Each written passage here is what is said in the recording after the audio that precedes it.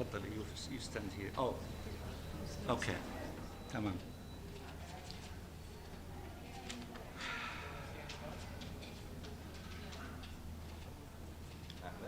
We need more people to go on the other side.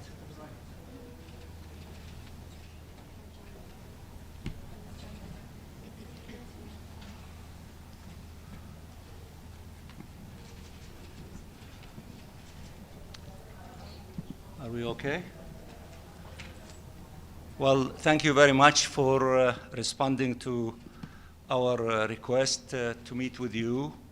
As you see, we are the Arab group and the OIC together that called for this meeting. We had an emergency meeting of the OIC group yesterday afternoon, in which we discussed the latest situation as it relates to the decision of the Israeli government to unleash a massive military campaign against our people in the Gaza Strip. And we decided to have this press conference. The Arab group had also an emergency meeting on Friday last week, and the Committee on the Exercise of the Inalienable Rights of the Palestinian People had also a meeting of its bureau. The Security Council had its meeting. A group of countries, the Europeans in the Security Council, met before you here, before the session of the Security Council. So many groups met, made declarations and statements, and we also, the Arab Islamic Ministerial Committee issued a declaration. We have copies of it. If you need, we can make it available to you.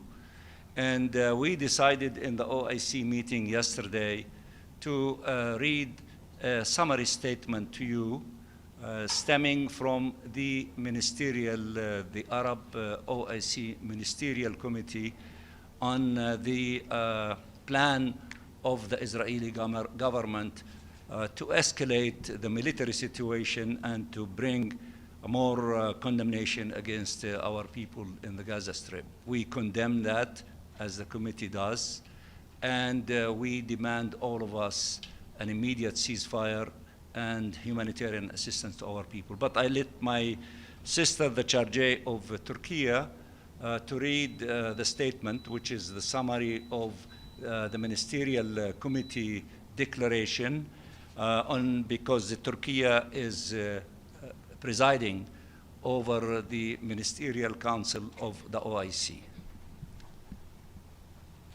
Thank you, Minister Mansour. As he mentioned, Türkiye, as the current chairman of the OIC group of OIC foreign ministers, I have the honor to read the joint statement of the OIC group in New York on the recent developments in the Gaza Strip, which is based on the joint statement by the Ministerial Committee mandated by the Joint Extraordinary Arab Islamic Summit. The OIC group expresses its strong condemnation and categorical rejection of Israel's announcement of its intention to impose full military control over the Gaza Strip.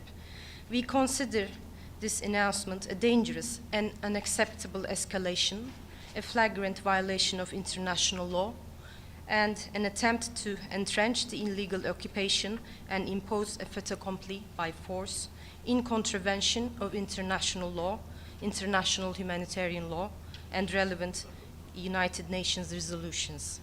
The group reaffirms that this declared course of action by Israel constitutes a continuation of its grave violations, including killing and starvation, attempts at forced displacement and annexation of Palestinian land, the settler terrorism, which are crimes that may amount to crimes against humanity. We demand the immediate and comprehensive cessation of the Israeli aggression against the Gaza Strip and an end to the ongoing violations committed by the occupying forces against civilians and civilian infrastructure in the Gaza Strip, the West Bank, and East Jerusalem. We also demand that Israel, as the occupying power, immediately and unconditionally allow the entry of humanitarian assistance at scale into the Gaza Strip, including food, medicine, and fuel, and ensure the freedom of operation of relief agencies and international humanitarian organizations in accordance with international humanitarian law and its applicable principles.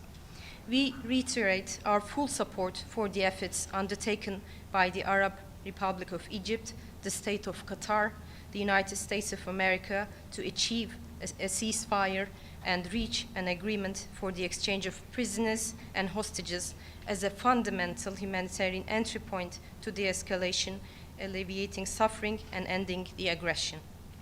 We call for the immediate commencement of implementation of the Arab Islamic Reconstruction Plan of the Gaza Strip and for active participation in the upcoming Reconstruction Conference to be held in Cairo. We reiterate our rejection and condemnation of all attempts to displace the Palestinian people from their land in Gaza and the West Bank, including East Jerusalem, and the affirmation of the need to preserve the legal and historical status quo of the Islamic and Christian holy sites in Jerusalem, while recognizing the key role of the Hashemite custodianship in this regard. We are affirm that a just and lasting peace can only be achieved through the implementation of the two-state solution, ensuring the realization of an independent Palestinian state on the 1967 lines with East Jerusalem as its capital, in accordance with the principles of international law and relevant UN resolutions. To this end, we hold the Israeli occupation fully responsible for the ongoing genocide and the unprecedented humanitarian catastrophe taking place in the Gaza Strip, and calls upon the international community, particularly the permanent members of the Security Council, to assume their legal and humanitarian responsibilities and to take urgent action to stop Israel's illegal, aggressive policies aimed at undermining prospects for a just and lasting peace, eliminating any horizon for the implementation of the two-state solution, and ensuring immediate accountability for all violations committed by Israel against international law and international humanitarian law, including those amounting to genocide. Finally, we also underscore the need to implement the outcomes of the high-level international conference on the peaceful settlement of the question of Palestine and the implementation of the two-state solution held in New York, co-chaired by the Kingdom of Saudi Arabia and the French Republic, including the urgent operational time-bound measures contained in this final outcome document to end the war in Gaza, and the implementation of a political path to achieve the comprehensive peaceful settlement of the Palestinian question and the implementation of the two-state solution. I thank you. Okay. Yes, Talal. Thank you. Talal Arabiya. Beside the condemnation and the statements and the Security Council's sessions, Israel seems, and I'm sure you have noticed, does not pay any attention to the world, international law or humanitarian law, or the Security Council resolutions.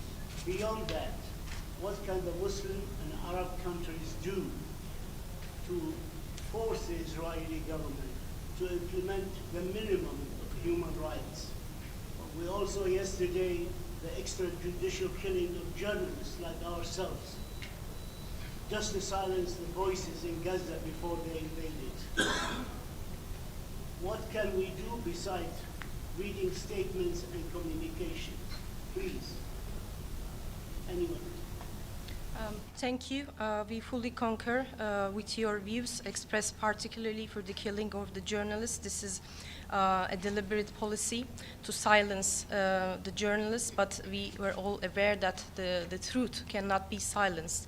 As a matter of fact, I have the honor also to announce that my minister called on the OIC delegation in New York to commence an extraordinary OIC group meeting to discuss the possible course forward to take actions in this regard. In the meantime, we are delighted to observe last Sunday that majority of the Security Council members concur with putting an end to the Israeli policies. If I may add also,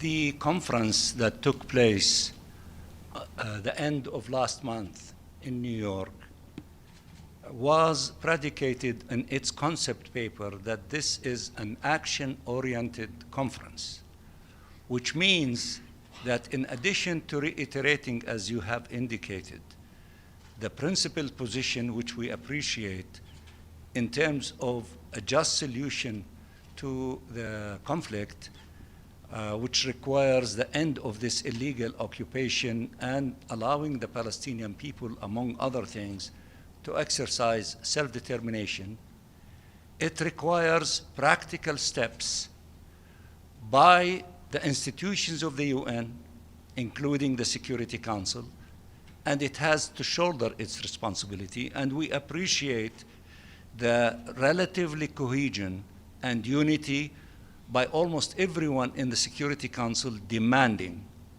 Israel to stop this, crime against the Palestinian people in the Gaza Strip. But that is also in itself is not enough. Therefore, we are asking these institutions to take further steps to force Israel to comply with its obligation, and the Security Council has tools available to it if they wish to act accordingly. But states in their national capacity can take also steps. I will give few examples of steps that have been taking place, not only from Europe, although Europe is important because it has an extensive relationship with Israel, such as the European Union is seriously considering maybe suspending, if not the agreement on trade with Israel, but certain parts of it, and it has other tools available to it, so they are seriously considering that. A number of countries, including Spain and others, decided, to suspend military, export, import with Israel. That is also very important. Germany took a step, maybe it's a modest, but it's a very important, step by indicating that they will not send weapons to Israel to be used to kill the Palestinian children.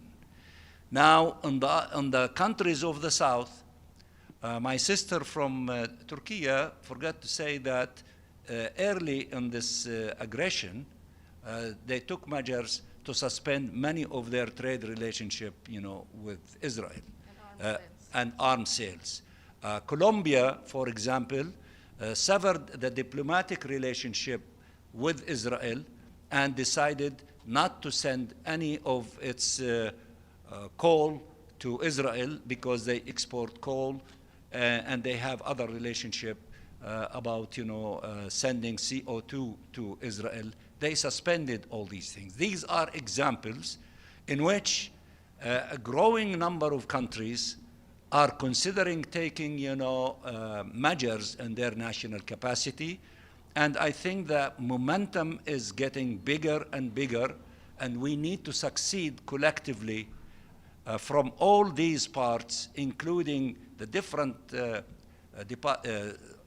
components of the United Nations, until we force Israel to comply with its obligation under the Charter of the UN, and also the legal systems of the United Nations, whether the ICJ, the ICC.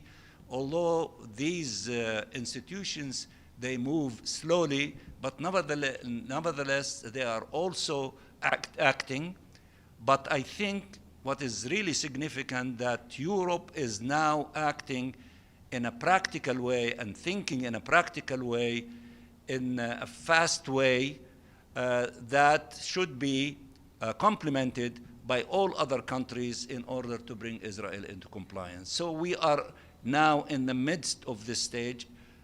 We hope that we can succeed in not allowing them to execute the plan that they declared, but this requires more efforts, more pressure, more mobilization, and this is a step, maybe a modest step in this direction. We have to stay the course, and it is your duty, because you referred to Palestinian journalists that were assassinated by Israel in Gaza yesterday, which we condemn that in the strongest terms, and we hope that the international legal system would go after those who have committed these crimes so that they face the punishment that they deserve. But we need to intensify all of our efforts. We urge you to keep pressuring everyone. You need to send large delegations of journalists to go to the Gaza Strip to see with your own eyes the reality of our people and the crimes committed by Israel, and to report back on it. We ask the Security Council to go and visit and to see with their own eyes the reality there. They are the independent parties. We do not trust the reporting of the Israeli occupying authorities about the reality in the Gaza Strip and the lie that there is no starvation. Everyone saying is starvation. We lost more than 200 people. About half of them are children because of starvation, and more might lose their lives because of lack of food, medicine, and water. We have to intensify the pressure until the Israeli occupying authorities to stop these criminal policies and actions and to reverse this. Abdul Hamid. Thank you, Ambassador. I have a question on the journalist issue. Maybe Ambassador Hassim and Ambassador Tariq can answer that. Why not put pressure on to call for a special meeting of the Security Council on the protection of journalists? And why not also pressure to create the post of a special envoy on the protection of journalists? Thank you. He addressed these two. Thank you, Brother Siam.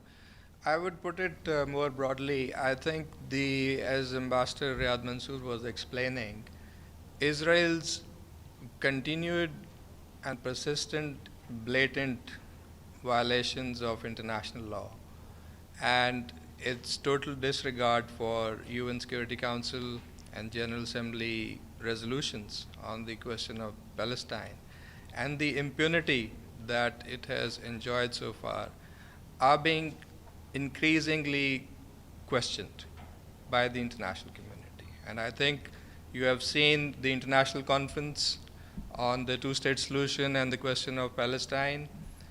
The will of the international community was clearly expressed. And I think, as Ambassador Riyad Mansour was saying, now it has to be the whole of system approach and response to this. The General Assembly has pronounced its position. It's now the big responsibility of the Security Council to also undertake and shoulder its responsibility. So you have heard the meeting that took place on Sunday. It was almost unanimous, the call that the Security Council must act.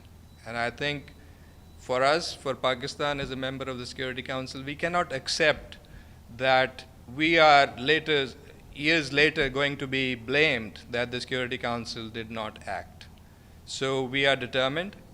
There are provisions in the Charter that enable the Security Council to take this action, that enable the Security Council to demand that Israel is stopped from taking those steps that it has announced, and we will be working together with other members of the Security Council to transform that collective expression that you heard in the Security Council on Sunday in terms of something more concrete. Tariq, if you want to say something about the journalists. Thank you. Well, I couldn't agree more with Ambassador Asim and, of course, Dr. Riyad and my colleague from Turkey about what is happening now. I think international law, the protections provided by international law for journalists is there. Having an extra meeting for it does not really necessarily add to this. Resolutions of the Security Council exist protecting journalists, humanitarian workers, hospitals, infrastructure for humanitarian work. Resolution 2417 on using starvation and hunger as an act of aggression is there. Everything exists. It's about implementing it. It's about holding Israel to account. It's about the impunity that has persisted for 80 years now. There comes a time when this needs to be stopped, and the time is now. We have reached a point where the world's conscience has awoken. It is also your duty. I know many of you have been raising this issue in the press and in your organizations, but it's also the duty of you. Your colleagues are being murdered in cold blood in front of your eyes, in front of the whole world. It is you that need to keep this issue in the media, in the consciousness of the world. So everybody has a responsibility here, including member states, including the Security Council, of course, but also the media, international organizations, NGOs. Everybody has a responsibility, and we need to live up to that responsibility. Yes. Ambassador Mansour, Javier Otaku from FA Spanish News Service. You have mentioned practical steps. You have given some examples of Western countries, Muslim countries. What about our countries? What about those who still maintain relations with Israel? Do you have any expectations from these Arab brother countries? You see that we do have expectations from everyone. We do not exclude anyone. We respect the sovereign right of each state to act according to their calculations, but I am confident that the Arab and Muslim countries will step up to the plate. There are huge things before us, including, the support to the return of the national authority to assume its responsibility in Gaza. We reject the Israeli occupation. We demand its withdrawal, and we have an alternative solution, which is the outcome document and annex of the international conference, which was led by Saudi Arabia and France. And from the Arab countries and the Muslim countries, Saudi Arabia speaks on behalf of everyone. And as we see things unfolding, don't be surprised to see more steps to take place, including when the international conference for the reconstruction of Gaza, which requires tens of billions of dollars, to see more of concrete things to be brought to the table from many countries, including the Arab countries that they have financial capabilities. If you want to ask in Arabic a question. Can I answer in English? In English, so everybody okay. can answer. So as after these meetings you mentioned, and as Islamic and Arab groups, what's your next step within the UN to put more pressure on the specifically permanent members in the Security Council to act urgently? We are continuing with our consultations with all members of the Security Council, including the President, of course. And we are observing, and that's not only our observation, but the observation of our friends in the Security Council, that there is emerging cohesion and unity and outrage of what is really happening, and they are exerting tremendous amount of pressure in order to stop the killing, stop the military operations, to have a ceasefire, permanent ceasefire, to force allowing humanitarian assistance to take place. We are closely observing the groupings in Europe in which they are making not only statements, but they are taking steps. For example, Norway, one of its biggest funds that invests billions of dollars, maybe tens of billions of dollars in the Israeli economy, they are withdrawing, their assets there. That is a significant step. Countries like the UK, Italy, Canada, Australia, New Zealand, deciding, threatening Israel. If you do not stop this aggression, if you do not reverse your position on the plan, things will take place. Australia announced yesterday that it is going to recognize the state of Palestine. I refer to Germany. I am referring to the discussion inside the 27 European countries composing the European Union on trade, on many relationships with Israel, and they are seriously considering taking steps. Of course, I know that the Arab countries and the OIC, in the declaration that they issued, they made a lot of statements, and they can take additional steps. I am sure that they are considering these steps, but everybody is calculating very cautiously because they do not want to strengthen the relationship between one country that is so powerful, that is really giving the protection to Israel. I guess everyone is trying to sort of find ways to separate the relationship between these two parties, because that one big country is capable to exert pressure on them. That is the experience of Qatar and Egypt as mediators with this other country in order to find ways to have ceasefire. So everybody we are not interested, as I think my colleague said, to have more resolutions in which we have many, including Resolution 2735. We want its implementation. But we need to find ways to convince one party to come closer to the global consensus that enough is enough. The solution is not wars. We have another option. We have an alternative option.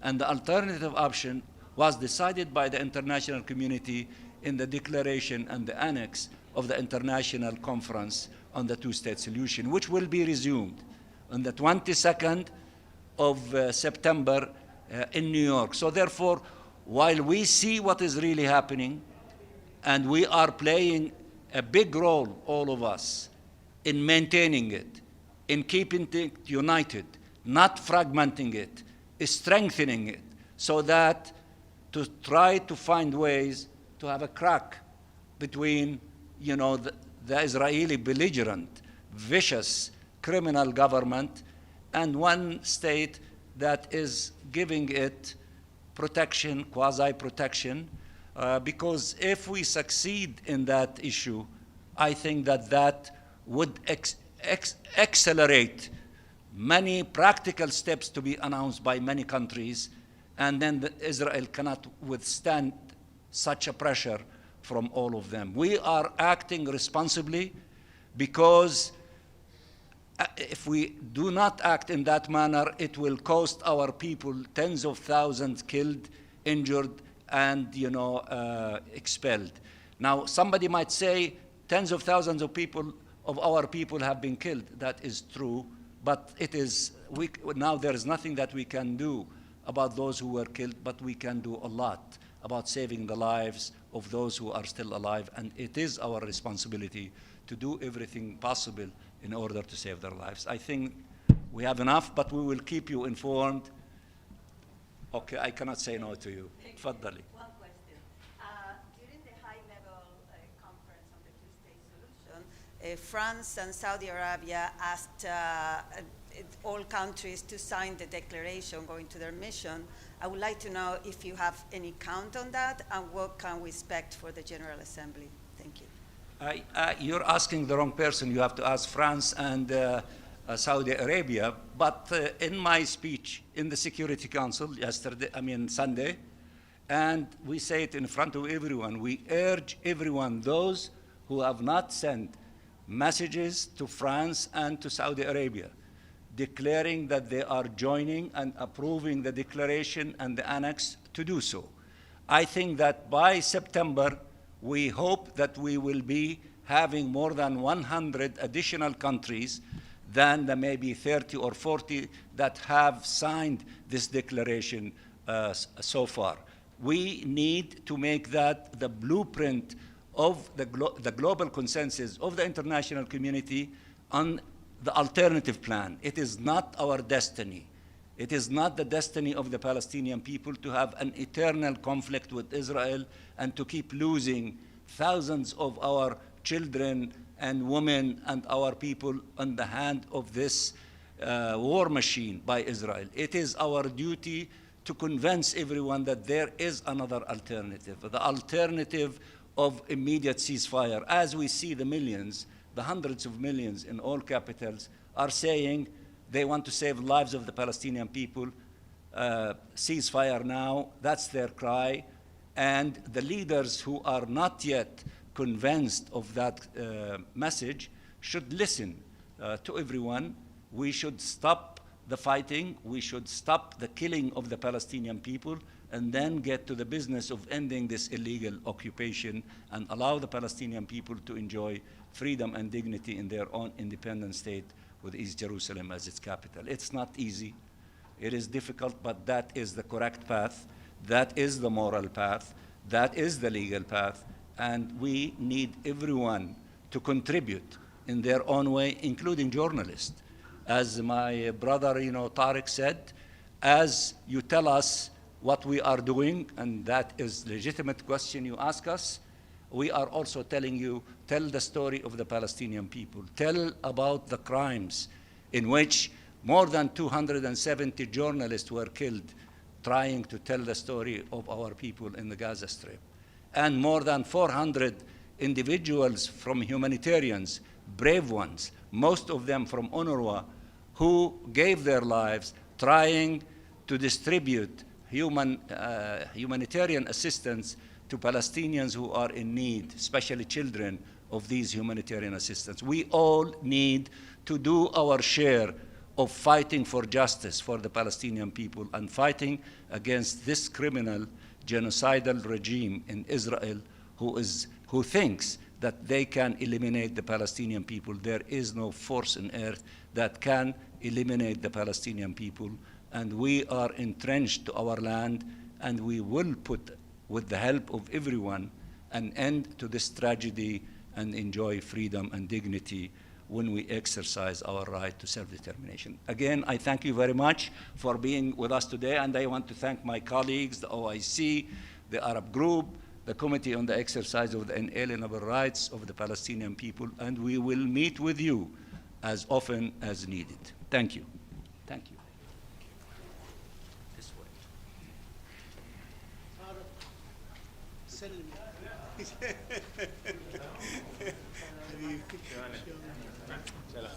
طلعت لي بوسه بالمؤتمر حبيبي